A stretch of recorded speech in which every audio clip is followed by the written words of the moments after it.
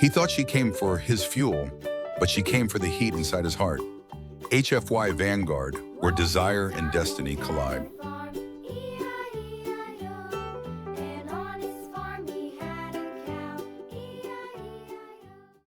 The station groaned like an old ship lost between the stars. Metal creaked under the pressure of its own silence, and somewhere deep within the tangled arteries of pipes and coolant conduits, something hissed, faint, rhythmic, alive. Marcus Thorne wiped the sweat from his temple only to smear another streak of engine grease across his skin. The scent of synthetic oil and ozone clung to his uniform like a second layer of skin. His diagnostic tool flashed a dull orange, another useless readout that told him nothing new. 3 days. 3 damn days chasing a ghost through the Xarin station's power grid, and he was no closer to finding the leak than when he started. He leaned back against the bulkhead, exhaling through his teeth. The hum of the reactor core vibrated through the floor, a deep, omnipresent thrum that reminded every soul on the station that without verdant fuel, they were nothing but corpses drifting in orbit. A warning tone blinked on the monitor above his head. Power output, 2% in last hour. Marcus cursed under his breath. Son of a... He cut himself off, dragging a hand through his slicked-back blonde hair. The static in the air made it cling upward for a moment before falling flat again. If he didn't fix this soon, Xarin Station would drop to emergency power before morning. And when that happened, Pellin, the cold-blooded Axarian commander who ran this outpost, would have him scrubbing air vents on some mining rock in the outer systems. The door behind him slid open with a heavy hiss. Talking to yourself, Gan, human. Marcus didn't need to turn to recognize the voice Krell, the station's senior engineer, a hulking Axarian with mottled blue skin and 4 eyes arranged in a diamond. The alien's deep voice resonated like gravel under pressure. Yeah, Marcus muttered, having a nice conversation with this piece of junk reactor. She's being stubborn. Krell's upper eyes blinked independently of the lower pair. Commander Pellin grows impatient. He says if you fail again, he will call Tholian specialists. Marcus turned, jaw tightening. Tell Pellin he can shove it. I'll find the leak. The alien's mandibles clicked Xarian laughter, maybe. Your confidence is admirable if misplaced. You should eat something besides your pride. Thanks for the advice, Marcus said, grabbing his toolkit. But this reactor's my dinner date tonight. Krell rumbled something in his native tongue and lumbered away. The door closed, leaving Marcus alone with the pulsing lights and his own frustration. He stared at the data streaming across the monitor. The numbers didn't make sense. No ruptured pipes, no faulty valves, no measurable fuel loss anywhere, and yet the verdant levels kept dropping. It was as if the energy itself was simply evaporating. He rubbed his forehead, staring at the schematic. Screw it. Time for a walk. Grabbing his portable scanner, Marcus entered the maintenance shafts below the main deck. The air grew colder, filled with the hum of magnetic stabilizers and the scent of metal dust. His boots echoed against the narrow corridor, each step swallowed by the low drone of machinery. The scanner beeped softly, traced readings of verdant molecules in the air. Weak, inconsistent, but present. Gotcha, he whispered, following the signal deeper. He ducked beneath a low pipe, brushing away condensation that dripped from above. The further he went, the more alien the station felt, as though it were breathing, pulsing, hiding something. Then faintly he heard it, a sound that didn't belong. It wasn't mechanical, it was organic, soft, rhythmic, almost like sipping. Marcus frowned and killed his flashlight. The faint green glow ahead became clearer, now flickering from behind a wall of coolant regulators. He crept closer, pulse rising. The alcove opened into a narrow chamber dimly lit by emergency strips along the ceiling. And there she was. At first, his brain refused to process what he saw. A figure humanoid feminine crouched beside a pressurized pipe. Her skin glowed a muted emerald, smooth as glass, reflecting the faint light like polished stone. Long strands of white-silver hair spilled over her shoulders, gleaming like liquid metal. But it was what she held that made him freeze. A small canister of verdant fuel opened, tilted to her lips. She was drinking it. Marcus's mind short-circuited between logic and disbelief. Verdant was lethal to most life forms. One mouthful could kill a human in seconds. Yet she swallowed with a slow, deliberate pleasure, throat moving gracefully as she consumed the toxic glow. What the hell? The words escaped before he could stop them. The figure stiffened, her glowing eyes snapping open, two perfect orbs of violet, pupilless and deep. She turned slowly toward him, lips still shimmering green. That's fuel, Marcus barked, raising his scanner like a weapon. It's toxic. Her expression was calm, curious, not fearful. Toxic. For your species, she said. Her voice was melodic, faintly accented like music spoken aloud. For mine it is nourishment. He took a cautious step forward, the air between them humming with static. You're drinking our reactor output. Do you have any idea what that's doing to the station? She blinked slowly, then set the canister down as though indulging a frightened child. I did not realize my presence would cause distress. I consume only what I require to live.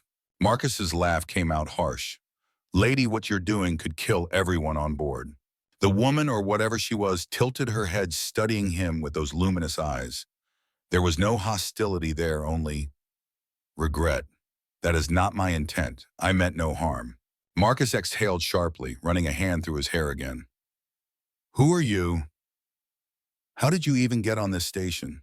She hesitated. My name is Iria. I arrived on the supply transport 3 cycles ago. I hid. You hid from what? Her gaze lowered.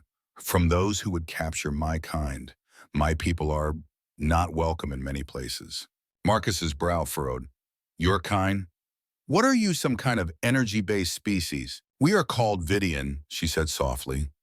We metabolize energy, forms that others find destructive. Vidian. Marcus had heard that name before in passing in old mining colonies. A race thought extinct after the wars. Rumors said they could feed on raw plasma, even starfire itself. He stared at her, then at the canister glowing between them. You're telling me you've been drinking our reactor fuel for days? Iria's expression tightened, shame flickering across her face. I did not know it was so vital to your station. On my world, the equivalent substance flowed freely in rivers of light. Marcus crouched beside the pipe, checking the valve. The gauge trembled. She had nearly drained an entire line. You've been the damn leak, he muttered. I'm sorry, she said simply. For a long moment, the two stared at each other, the human mechanic and the radiant fugitive, surrounded by the heartbeat of the dying station. Marcus's instincts screamed to report her, to follow protocol. But something about her, the sincerity in her voice, the fragile way she held herself, cut through his anger. Look, he said finally, standing. I can't let you keep feeding like this. You'll get both of us killed. I understand, Iria replied, her tone quiet. But if you turn me in, I will be imprisoned. Or worse. The silence stretched between them. The station hummed impatient. Marcus sighed, rubbing the bridge of his nose. He'd always been a sucker for lost causes. Damn it. He deactivated his comlink with a quick tap, no recording, no trace. Then he extended a hand toward her. Come on, you can't stay down here. Iria looked at his hand, hesitant. You would help me. He met her eyes. I didn't say I was smart. After a heartbeat, she reached out. Her fingers brushed his palm, warm and possibly soft, carrying a faint electric tingle. The moment of contact sent a small spark leaping between them. Marcus flinched, but Iria only smiled faintly. I can sense your energy, she whispered. It's bright. Yeah, he muttered, glancing nervously down the corridor. Let's hope nobody else does. They moved quickly through the maintenance tunnels, lights flickering as the automated sensors failed to register her presence. Marcus handed her an old work jacket to dull her glow. The oversized fabric swallowed her slender frame, and for a strange, fleeting moment, she looked almost human. When they reached the main corridor, Marcus paused, checking for patrols. His pulse thundered in his ears. Iria stood behind him, silent as shadow. You sure you can move without tripping every sensor on this deck, he whispered. I have been unseen for weeks, she replied with a hint of pride. Marcus exhaled. Yeah, well, let's keep that streak alive. They slipped through the dim hallways of Exaran Station, one human, one alien fugitive, both hiding from a world that would never understand what had just begun. Behind them, the verdant lines flickered weakly, the system struggling to balance its stolen energy. And in the dark belly of the station, where the hum of machinery met the rhythm of two hearts that should never have crossed, something new sparked quietly to life. Marcus's quarters were small, barely wider than a maintenance locker. A single bed pressed against one wall, a flickering display console against the other, and a faint smell of ozone and synthetic coffee clinging to the recycled air. As the door hissed shut behind them, Iria stepped inside and froze. Her violet eyes swept across the cramped space with quiet wonder, like a visitor from another reality studying an alien shrine. "So this is your dwelling," she said softly, brushing her fingers against the cold metal wall. "Compact, efficient, functional." "Yeah," Marcus said, forcing a chuckle as he locked the door. "That's one way to describe it. Cramped and depressing would also work." He tossed his toolkit onto the desk and turned to find her studying a framed photograph, a small, faded image of a family standing under blue skies. She stared at it as if it were a relic of a forgotten civilization. "You keep captured light," she murmured. "Memories preserved in glass. How human." Marcus felt a strange pang in his chest. "That's my family, back on Earth." Earth, Iria repeated the syllable foreign on her tongue. "I've heard that name. A world of storms and oceans." "Something like that." He tried to sound casual, but her gaze unsettled him, too steady, too knowing. He poured water into a cup from the recycler and handed it to her, realizing how absurd that gesture was. She didn't need water. Still, she accepted it politely, as if indulging a ritual. "Look," he began, rubbing the back of his neck. "I don't know what the hell to do with you. If Pellin finds out you're here, we're both screwed. He's not exactly big on mercy." Iria tilted her head, studying him. "Then why help me?" The question cut sharper than he expected. Marcus hesitated, then shrugged. "Maybe because you look like you didn't deserve what's coming. And maybe because I'm tired of watching people get crushed by systems that don't care." For a moment, silence filled the room. The hum of the air filters became the only sound. Then Iria smiled, small, genuine, almost shy. "You are a peculiar human man." "Yeah, I've been called worse." She sat gracefully on the edge of his desk, her movements fluid, deliberate. "I will repay your kindness," she said. "I can help you fix your reactor problem." Marcus blinked. "Help me? You caused it." Her eyes shimmered faintly like stars behind water. "Yes, and I can undo it. Your systems are inefficient. I can show you how to make them better. You would not even notice the energy I take to survive." He frowned. "You're serious." "I am alive because I adapt," Iria replied. "Perhaps we can both benefit from that." There was something in her tone, confidence, maybe even defiance, that made Marcus reconsider. He'd been struggling for days with no progress. Maybe, just maybe, this impossible creature could do what he couldn't. "Fine," he said, after a moment. "But we do this my way. You don't touch anything without my say-so." "Agreed," she said, inclining her head with a grace that felt almost ceremonial. He pulled up the reactor's diagnostic model on his console. Blue holographic schematics filled the small room, casting shimmering light across her green skin. She stepped closer, her eyes tracking the streams of data as though reading a language invisible to him. "Your system bleeds energy," she said quietly. "Not because of a leak, because it hungers. The verdant flow is imbalanced. If I realign the conduit's resonance—" She reached out instinctively. "Hey, wait!" Marcus grabbed her wrist.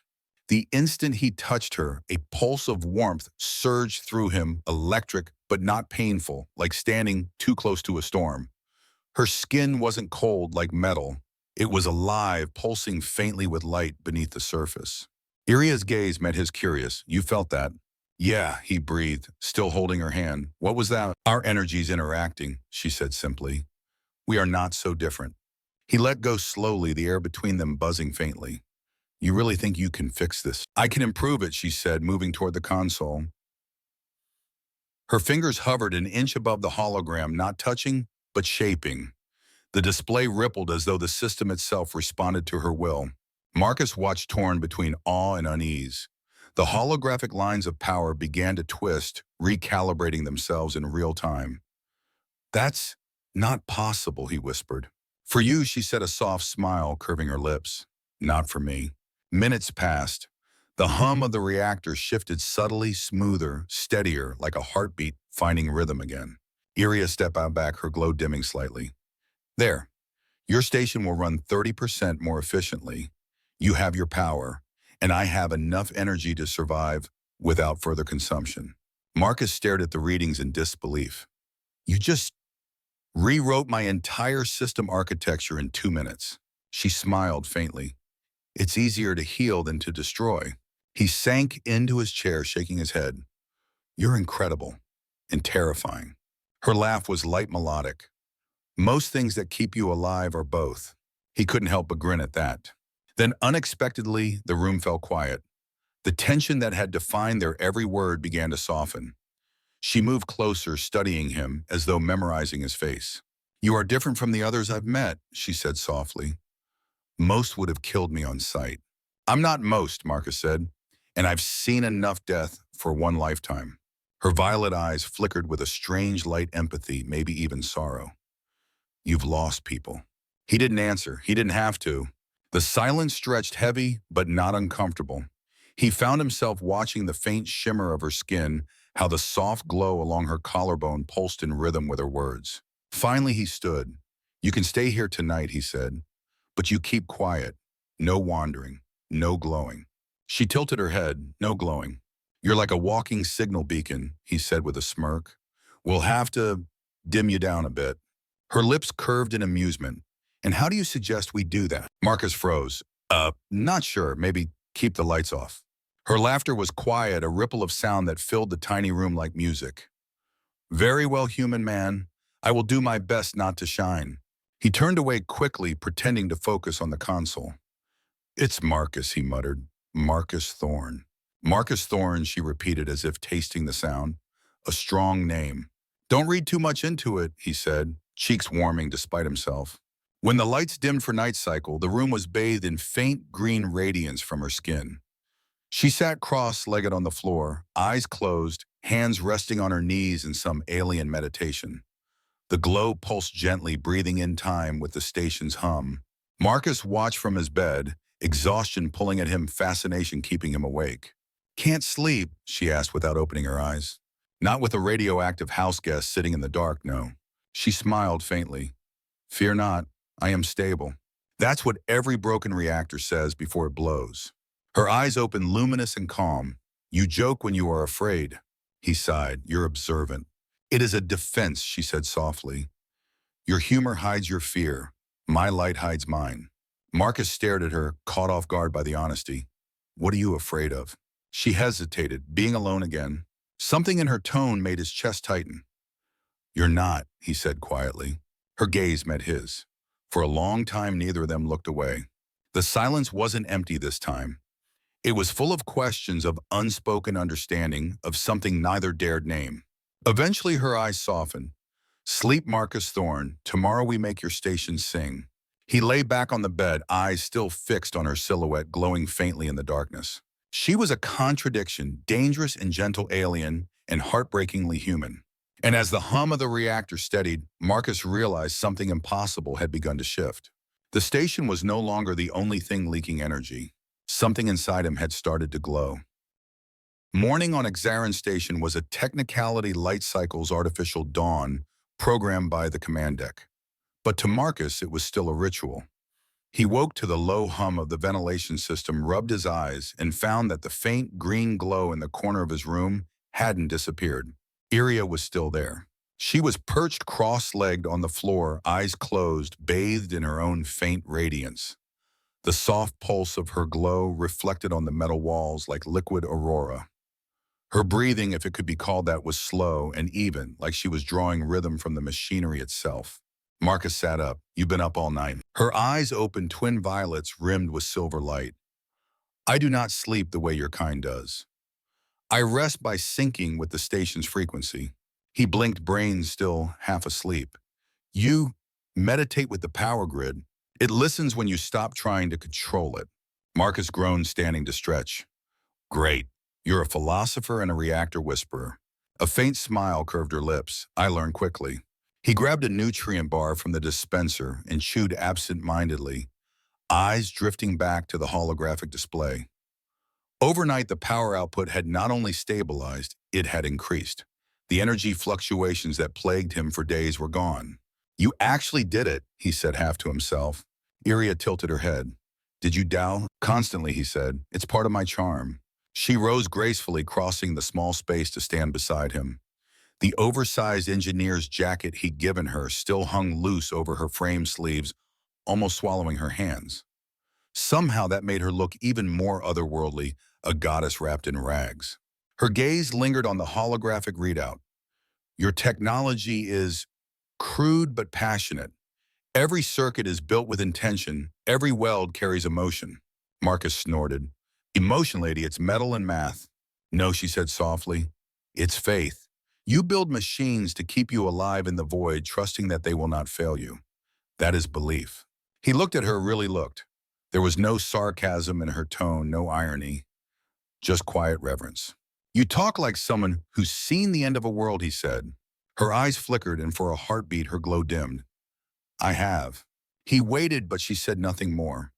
The silence that followed was heavy, like the space between lightning and thunder. Marcus broke it with a sigh. All right, you want to earn your keep? Let's start optimizing the auxiliary converters. We're still running at 70% efficiency on deck 3. Iria nodded. Show me. They worked side by side for hours. The maintenance bay was tight and warm, full of the metallic tang of ozone. Iria moved through the tangle of conduits like she'd been born there.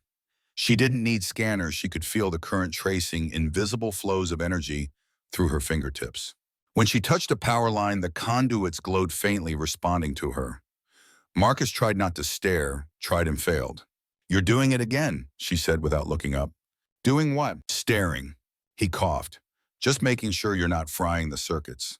Her lips curved faintly. Your concern is touching. Marcus rolled his eyes and crouched beside a relay node. Tell me about your homeworld, he said, half to distract himself. Iria's movements slowed. We called it Virani. It was a world of light oceans that shimmered with plasma skies, alive with ribbons of energy. We didn't build machines. We sang to the storms and they answered. He looked up from the console. And what happened to it? The storm stopped listening. Her voice softened. We consumed too much too fast. When the balance failed, our world burned from within. Only a few of us escaped before the surface collapsed. Marcus was quiet for a long time. You sound like us. She looked at him puzzled. Humans burn everything we touch. Oceans, forests, even each other. We call it progress. Yet you endure, Iria said. Perhaps destruction and creation are the same breath in your species. He gave a dry laugh. You've got a poetic streak for someone who drinks jet fuel. Verdant, she corrected gently, and only when necessary. As the hours passed, the professional distance between them began to blur. When their hands brushed while adjusting a cable, that same pulse of energy jumped again, subtle but undeniable. Marcus froze. That, again, it's like static electricity. It's resonancy, Iria said quietly. Our energies align when we touch. He swallowed. Is that dangerous? Her smile was small, almost secretive. Only if you resist it. They fell into silence again, but the air between them thrummed with unspoken tension. Every movement, every glance carried a weight neither dared name. When the shift alarm signaled the station's night cycle, Marcus leaned back against the bulkhead, wiping sweat from his brow. That's enough for today. We've boosted efficiency by another 10%. If this keeps up, the commander might actually think I know what I'm doing. You do, Iria said simply. You just doubt it. He looked at her, half smiling. You always this good at reading people. Energy tells truth, she said. Words only hide it. Marcus chuckled, softly, then pushed away from the wall. You need rest. You said you can sync with the reactor, right? Just don't overdo it. I don't want the lights flickering because you're hungry. Her expression warmed, amused, almost tender. Understood human man. It's Marcus, he reminded her. Marcus Thorne, she said his name like a hum of power through her voice. You speak to machines as though they are alive. You call that engineering. I call it empathy. He opened his mouth to respond, but stopped when she stepped closer, too close.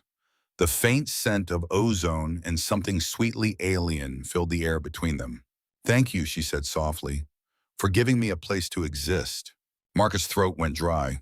It's not much of a place. It is safe, she said, and that is everything. She reached out, fingertips grazing his jawline, a fleeting experimental touch. The contact was electric, literal and figurative. He felt warmth spread through his skin, a surge of energy that raced down his spine. Iria drew back slightly, eyes searching his. You felt it again. Yeah, he said, voice low. Feels like you're rewiring me. Perhaps she murmured. Or perhaps you were never wired right to begin with. He laughed softly, the kind of laugh that hides fear and fascination all at once. Then the comm panel on his desk beeped. Marcus jumped, fumbling for the switch. Shit, Commander Palin. He opened the line. Thorne here. Report, Palin's gravelly voice rumbled through the speaker. Fuel levels have stabilized. I assume you found the cause. Marcus glanced at Iria. She stood utterly still, silent, the faint glow of her skin fading until she seemed like a shadow. Yeah, Marcus said, forcing calm into his tone. It was a resonance imbalance in the secondary conduits. I rebalanced the flow manually. Show your data within the hour, Pelin demanded. Understood, Marcus replied quickly. The line clicked off. He turned to Iria, that was close. She exhaled slowly, or maybe that was the reactor hum again syncing with her nerves. He suspects something. Yeah, Marcus muttered, but I bought us time. She nodded, her expression calm, but her light dimmer than before. You risked yourself for me. Guess I have a bad habit of fixing more than just machines. Something softened in her eyes. Then perhaps she said gently, you are not fixing me. We are fixing each other. The words landed heavier than they should have. Marcus looked away, pretending to check the reactor logs. Outside the viewport, the stars drifted in perfect silence, distant and different. But inside that tiny room, something impossible was forming. Not love, not yet. Something rarer. A bridge between beings who had every reason to fear each other. Later, as Marcus lay in his bunk, he could still feel the faint warmth where she touched him. He told himself it was just static, just residual energy. But deep down, he knew better. He'd spent years surrounded by cold machines, by people who spoke in efficiency reports and power quotas. But this alien, this impossible woman who drank fire and spoke like a poet had reminded him what energy felt like. Alive, unpredictable, dangerous. And for the first time in years, Marcus Thorne wasn't afraid of the danger. He was drawn to it like a moth to a sun he didn't understand. For 3 days, everything held together by the fragile thread of luck and silence. The station hummed in perfect balance. Power readings showed record efficiency. Commander Palin, for once, had stopped breathing down Marcus's neck. And yet Marcus felt it coming, the inevitable breaking point, the moment when every secret demands to be seen. He could feel it in the hum of the reactor, in the way the walls seemed to vibrate with quiet suspicion. Iria felt it too. She moved with a new caution, staying inside the shadows of the maintenance sectors. Her glow had dimmed to a faint whisper, but even that could betray them if anyone looked too closely. Marcus had rerouted the internal surveillance loops to hide her from sensors, but it was a temporary fix, a trick built on borrowed time. That morning, Krell cornered him in the engineering bay. Fuel readings are inconsistent, the Exarian said, his 4 eyes narrowing.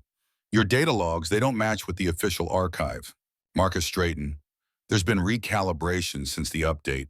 New algorithms. Krell's mandibles clicked softly, a sound Marcus had learned meant doubt. You've been spending unusual hours in the maintenance sectors. Alone. Someone's got to keep this place running. Or hiding something, Krell replied, his tone neutral but probing. Marcus felt his stomach twist. Krell wasn't cruel, just meticulous. But in the sterile logic of the station, meticulous could kill. Before he could respond, the comm system crackled. Commander Pellin's gravelly voice filled the room. All maintenance staff report to Section 12. Security alert. We've detected unauthorized energy fluctuations in the lower decks. Marcus froze. Iria. He forced calm into his voice. Acknowledged, Commander. On my way. Krell turned toward him, all 4 eyes glinting. Unauthorized energy, you say? Interesting timing. Marcus grabbed his toolkit and walked out before the alien could ask more questions. The corridors felt longer than usual, every step echoing against the hollow metal, every heartbeat loud in his ears. The hum of the reactor grew sharper as he descended toward the maintenance tunnels, the place where it had all begun. When he reached the junction, the lights flickered. A security drone hovered nearby, its sensors sweeping the corridor with crimson beams. He ducked into an access hatch and keyed his comm to a private channel. Iria, answer me. No reply. Iria, damn it, where are you? Static hiss, then her voice faint trembling through interference. Marcus, they're searching. I had to reroute the power lines to mask my signature, but it's spreading through the network. They'll find me soon. He cursed under his breath. Stay where you are. I'm coming. No, she said firmly. If they catch you too, everything ends. I will. The line cut. Marcus slammed his fist against the wall. He didn't think he ran. The maintenance levels were chaos. Two security officers were sweeping the area with handheld scanners, beams of light cutting through the steam. Marcus slowed his pace, adopting a look of irritation rather than panic, the mask of an engineer who belonged everywhere. Hey, one guard barked. What are you doing down here? Responding to the same alert you are, Marcus said smoothly. You want your power grid crashing again? Let me do my job. The guard hesitated. Engineers were invisible to most people until they were needed. Fine, the guard muttered. Stay out of the restricted conduit. Commander's orders. Marcus nodded, walking past them with steady steps. The moment they turned a corner, he sprinted. He followed the trace readings on his wrist scanner, faint but familiar. A pulse of energy that matched the rhythm of her glow. The signal led him into the coolant sector deep under the reactor core where the air was heavy with frost and metallic vapor. Iria, he hissed. A voice echoed from the shadows. Here. She stepped out from behind a conduit, her skin dimmed to near invisibility, her hair a pale shimmer. She looked exhausted, her eyes duller than before. You shouldn't have come, she said. They'll track your signal. Not before we fix this. He moved to the console, fingers flying over the interface. You overloaded half the secondary channels. If they see the power signature, they'll trace it right to you. I had to divert it, she whispered. They activated scans in every section. Her voice trembled not from fear but fatigue. The energy she'd been using to hide herself was draining her faster than she could replenish. Marcus turned to her. We can still get out. There's an old emergency port in Deck 5. You could... The sound of boots echoed down the corridor. Security patrol, Marcus said under his breath. Iria's eyes widened. Go. He shook his head. Not without you. The light strobed red as the alarm blared. The hatch above them burst open and two guards dropped through, rifles raised. Freeze. Marcus stepped forward, instinctively shielding Iria. She's with me. She's not a threat. The guards didn't hesitate. On the ground, Thorn. Don't shoot, Marcus shouted. You'll damage the conduits. It didn't matter. One of the guards fired. The shot missed Iria but struck the coolant pipe, sending a burst of freezing vapor into the air. The chamber filled with mist and chaos. Iria reacted on instinct. The energy around her flared blindingly bright, and the guards stumbled back, blinded.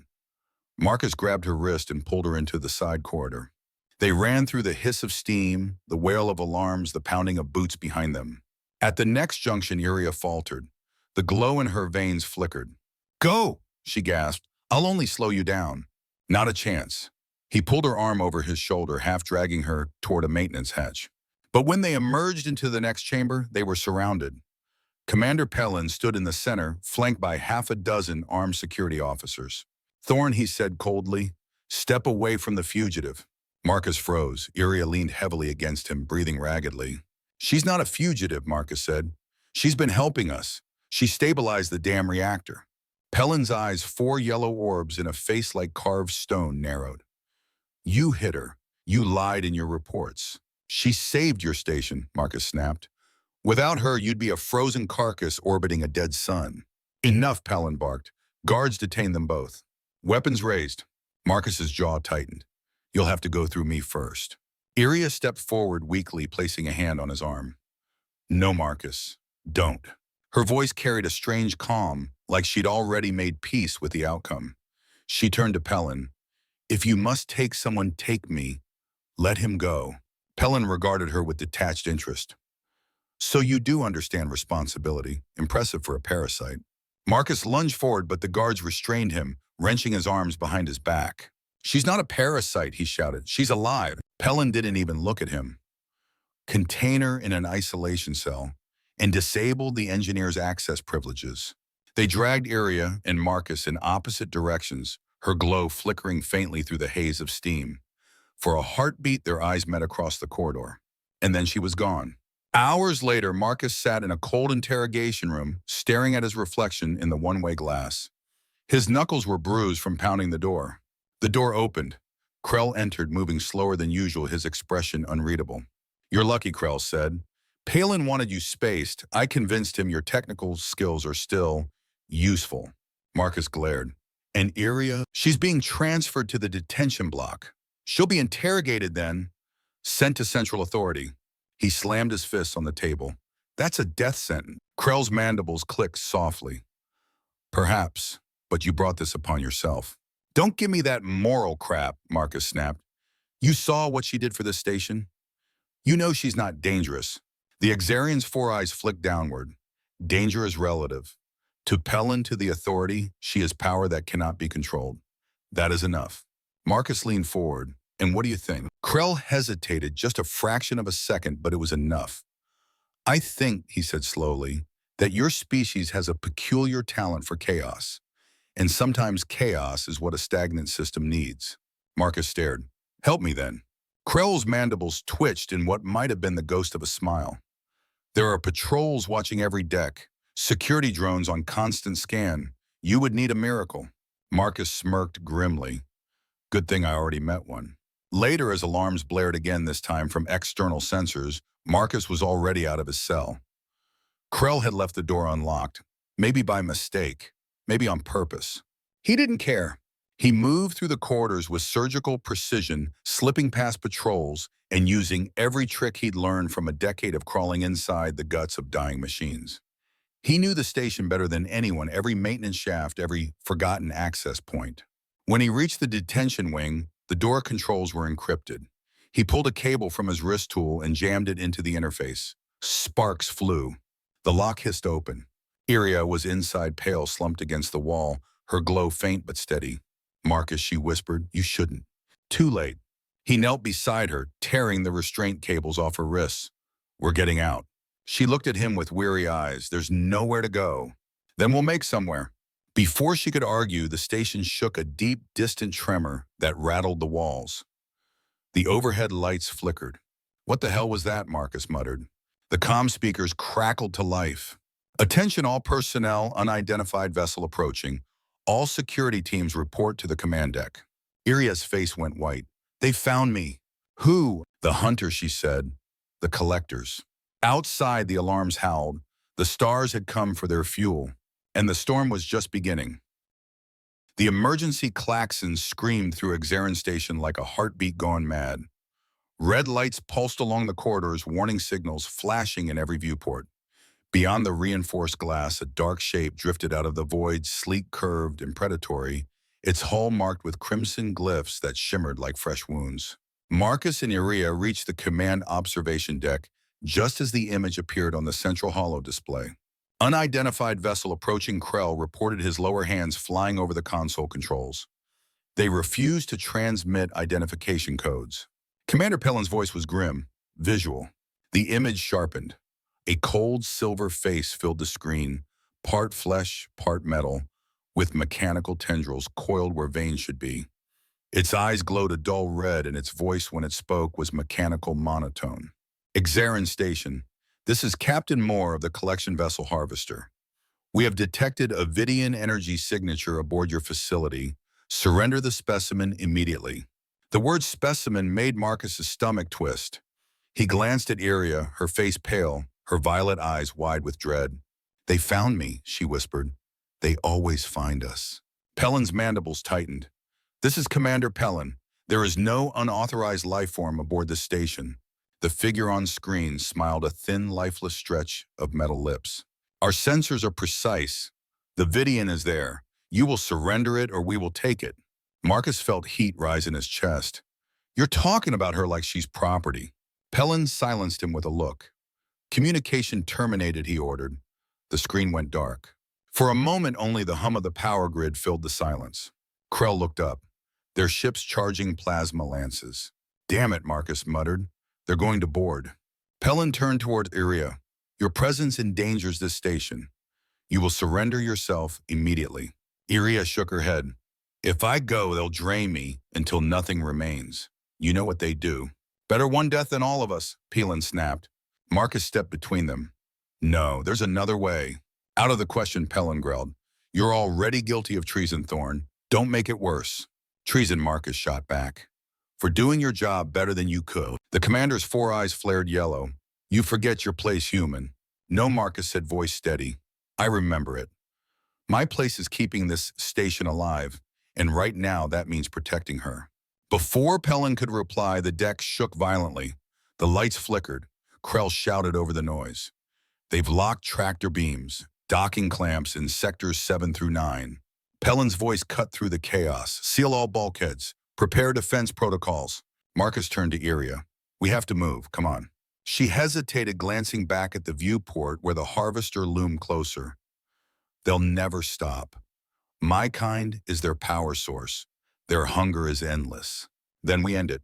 Iria looked at him, disbelief flickering across her face. End it, Marcus. They are built for one purpose, to hunt us. He grabbed her hand, and humans are built for doing the impossible. They raced through the maintenance corridors as the floor trembled under the impact of the first boarding attempt. Sparks rained from the ceiling. The ship's automated defenses were activating, but the collectors were relentless, half-machine, half-organic nightmares designed to capture energy beings like her. Deck 9 breached, came Krell's voice through the comm. They're inside. Hold them off as long as you can, Marcus said, panting.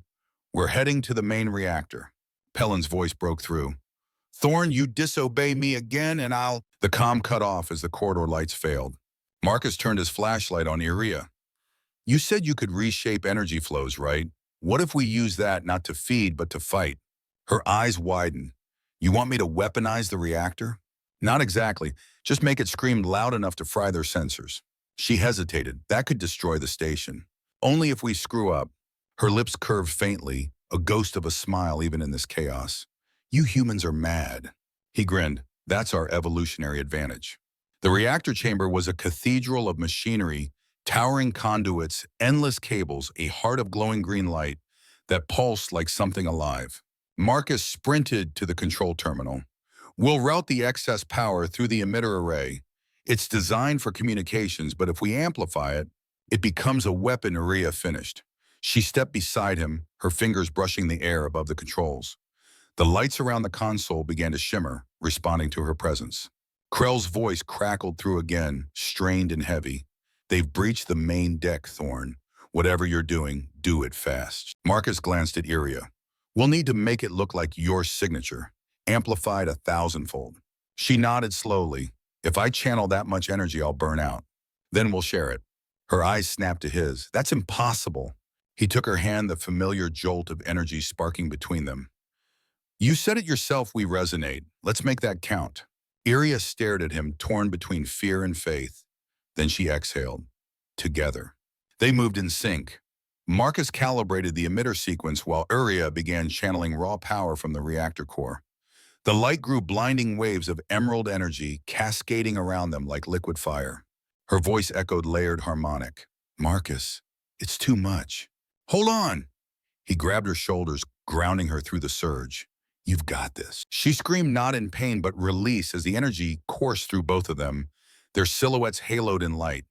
The hum of the station rose into a deafening roar. Then silence. Outside, the emitter array released a massive pulse, an invisible storm that rippled through space. The harvester convulsed as every circuit aboard it overloaded.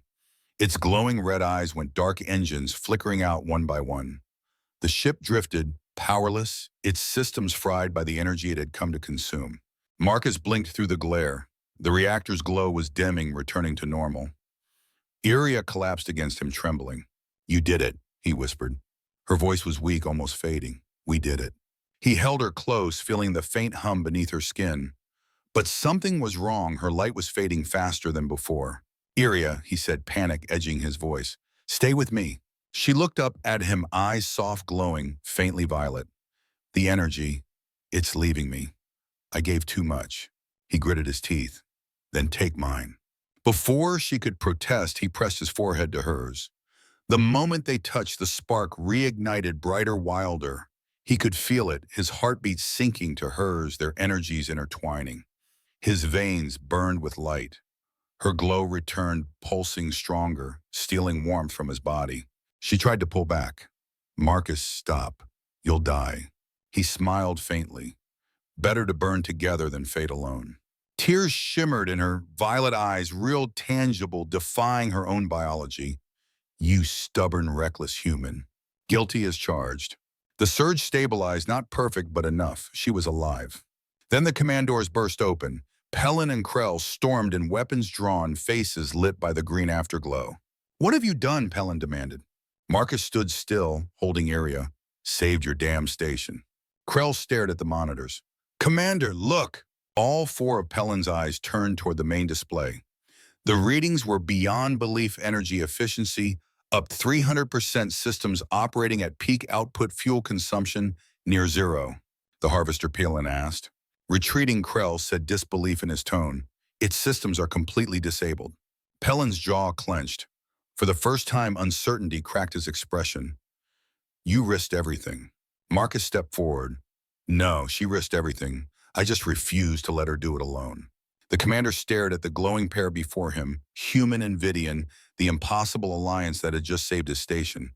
His mandibles twitched. "Containment protocols are clear." "Unauthorized species," Krell interrupted gently. "Perhaps new protocols are needed, Commander." The silence that followed was heavier than any explosion. Finally, Pellin exhaled. 1 hour. You have 1 hour to prove this wasn't a fluke, or I'll have no choice but to report to Central Authority. Marcus nodded, jaw set. "Then we'll prove it." Pellin turned sharply and left the doors sealing behind him. Krell lingered a moment longer, his eyes flicking between Marcus and Iria. "You've done what none of us thought possible," he said quietly. "Try not to die proving it again." Then he too was gone. The station was quiet again, save for the steady heartbeat of the reactor. Marcus helped Iria to her feet. Her glow had softened to a gentle pulse, no longer the burning beacon of before, but warm, alive. "You saved them," he said softly. "So did you." She touched his cheek, her fingers trembling slightly. "But what now?" Now Marcus smiled tiredly. "Now we make this permanent. We stabilize your link to the system. That way they'll have to keep you alive." Her smile returned, small but real. "You think like a survivor." "Occupational hazard." She stepped closer, her voice barely above a whisper. "When I touched your energy, I felt everything. Your fear, your rage, your kindness, your grief. All of it burning together like a star." "Sounds messy," he said. "It's beautiful." For a long moment, neither moved. Then she leaned in, pressing her lips to his. The contact sent that familiar current surging through them, but softer now, not chaotic, not overwhelming, balanced. When they parted, she rested her forehead against his. "You burn bright, Marcus Thorne. Guess that makes two of us." Hours later, the reports came in. The Harvester had retreated beyond sensor range. The Collector's fleet was in disarray, their systems crippled by the energy surge. In the command logs, the event was listed as a reactor anomaly. But the crew knew the truth. So did Pellin. He authorized new documentation, Vidian consultant Iria. No containment, no transfer, just quiet acknowledgement that the impossible had happened and it had saved them all. Krell found Marcus in the observation bay, later staring out at the stars. "You realize the aliens said you've rewritten what we know about interspecies energy resonance." Marcus smirked. "I just fixed a leak." Krell's mandibles clicked in amusement. "And in doing so, you may have changed everything." As the engineer left, Marcus turned to find Iria beside him. She looked out into the stars, her reflection glowing faintly on the glass. "They'll come again," she said quietly. "Others like the Collectors. They'll never stop hunting my kind. Then they'll have to get through me first." Her violet eyes softened. "You can't protect the whole galaxy, Marcus." He shrugged. "Maybe not, but I can protect the part of it that matters." She smiled, that radiant, impossible smile that made the void feel smaller. "Then I suppose," she said, "you're my galaxy now." He reached for her hand, their fingers intertwining. The soft current between them hummed, not violent anymore, steady, alive, infinite. Outside, the stars burned. And for the first time in years, Marcus Thorne felt like one of them. Weeks passed. X-Saren Station, once a creaking, fuel-leaking relic, now pulsed with perfect harmony. The readings were stable beyond even the manufacturer's theoretical limit. Ships from neighboring systems came just to study its output, whispering that the human mechanic had performed a miracle. Marcus Thorne didn't feel like a miracle worker. He just felt alive. He leaned against the observation glass, watching the slow drift of nebula dust beyond the station's perimeter. The stars looked softer now, more human somehow. Or maybe it was because of the faint glow that always lingered behind him. Iria stood a few steps away, her skin catching the starlight, reflecting it like liquid emerald. She was no longer a fugitive, no longer a shadow hiding in coolant shafts. Her orange jumpsuit had been replaced by a custom engineer's uniform stitched in soft metallic fibers that matched her glow. To most, she was now consultant Iria of Virenai descent. To Marcus, she was still the girl who drank his fuel and rewired his world. He watched her as she calibrated a new control interface, her fingers moving with precise, graceful motions. You know, he said, I think the system likes you better than me. Iria didn't look up. It listens to who understands it. I've been talking to it for years. Yes, she said, smiling faintly, but I listen. He chuckled under his breath. Touché. They worked in comfortable silence for a while, that rare kind that only forms between people who have already survived the impossible together. At last, Iria spoke softly. When I first came here, I thought this place would consume me. Just another cold machine to feed. I never imagined it would feel like home. Marcus turned, leaning one shoulder against the wall. You earned that. Her gaze met his steady, warm, full of quiet gravity. And you, she asked, does this place still feel like exile to you? He hesitated, considering. Used to. I thought if I fixed enough broken things, I could fix myself. Turns out I just needed to stop pretending I was broken in the first place. Iria's lips curved, spoken like a philosopher. Don't start, he warned, laughing. One philosopher on this station is enough. Then I will be the energy, she said, stepping closer. You be the engineer. Together we'll keep it alive.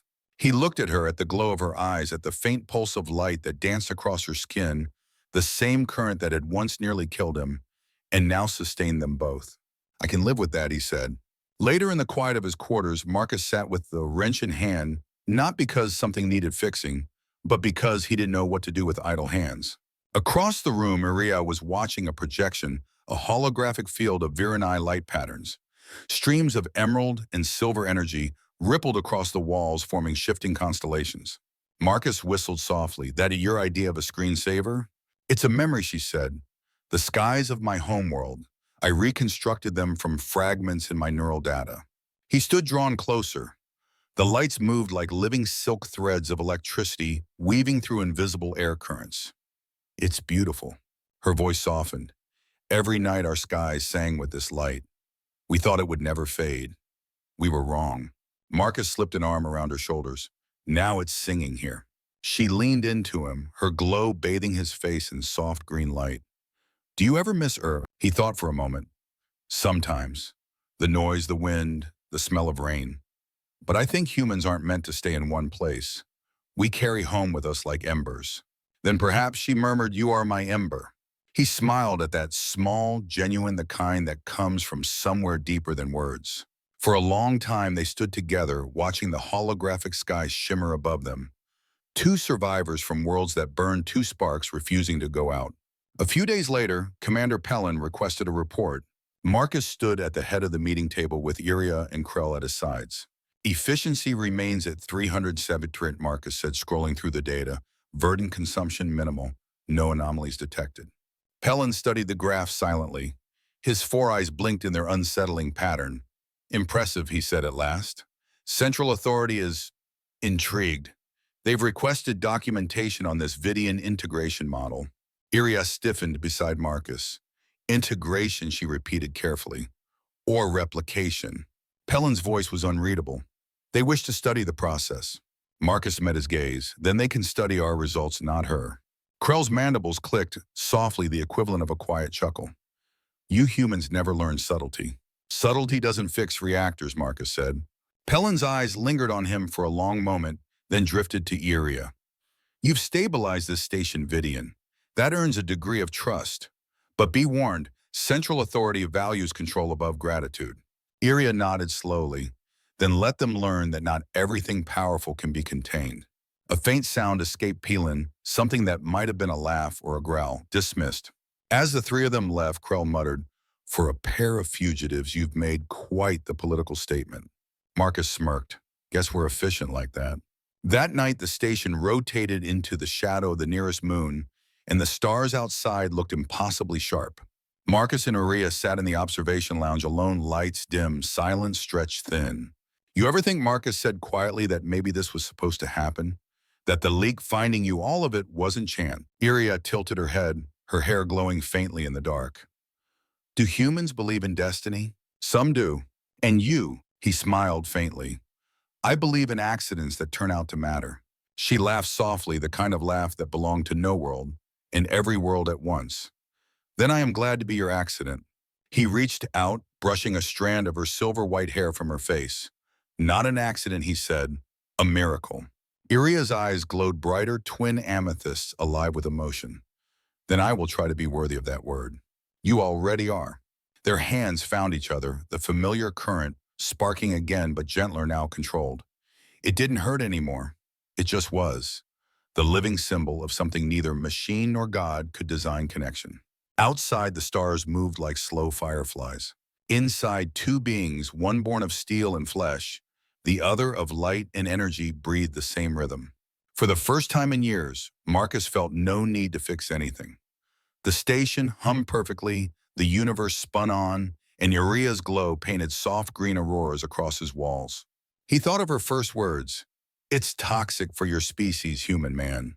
He smiled, because somehow, against every law of physics and reason, he'd built a life on the very thing that was never meant for him. A leak had become a spark. A spark had become a bond. And the bond, the light between them, was still burning. In the silence between the stars, sometimes all it takes is one human, one alien, in a broken machine to remind the galaxy that life isn't about efficiency. It's about connection. It's about stubborn hope. It's about the light that stays.